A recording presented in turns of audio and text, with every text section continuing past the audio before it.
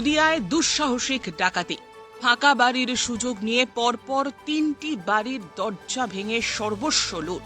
ঘটনাটি ঘটেছে নদিয়ার শান্তিপুর থানার অন্তর্গত বাবলা গ্রাম পঞ্চায়েতের আরবলদা গ্রামে। জানা যায়, এই গ্রামের বাসিন্দা শিবানী দত্ত মজুমদার। তার একমাত্র মেয়ে কর্মসূত্রে মামা বাড়িতে থাকে। সেই কারণে মাঝে মধ্যে শিবানী তার মেয়ের কাছে চলে যেতেন।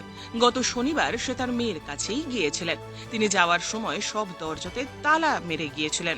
সূত্রের খবর, সেই সুযোগ নিয়ে গভীর রাতে দরজার সবকটি তালা ভেঙে বাড়িতে থাকা নগদ অর্থ এবং বেশ কিছু দামি জিনিসপত্র নিয়ে চম্পট দিয়েছে দুষ্কৃতীর দল। প্রথমে বাড়িতে এসে প্রথম দরজা খুলতেই এই অবস্থা দেখেন শিবানী দেবী। তারপর সন্দেহবশত বাড়ির ভেতরে প্রবেশ করেই তার চক্ষু চড়ক কাজ হয়ে যায়। এই ঘটনা জানাজানি হতেই ভিড় জমায় স্থানীয়রা। খবর পেয়ে ঘটনাস্থলে আসে শান্তিপুর থানার পুলিশ। গোটা ঘটনা লিখিতভাবে ডায়েরি করেছে পুলিশ। এই ঘটনায় বাড়ির মালিক শিবানী দত্ত মজুমদারের দাবি, যেহেতু তিনি মাঝে মধ্যেই বাড়ি থাকেন না, সেই সুযোগ নিয়ে দুষ্কৃতীরা এমন ভয়াবহ কাণ্ড ঘটিয়েছে। যেহেতু বাড়িতে তিনি একা থাকেন, সেই কারণে বর্তমানে তিনি চরমভাবে আতঙ্কিত। তিনি চান, যে বা যারা এই ঘটনা ঘটিয়েছে তাদের চিহ্নিত করে প্রশাসন আইনানুগ ব্যবস্থা গ্রহণ করুক।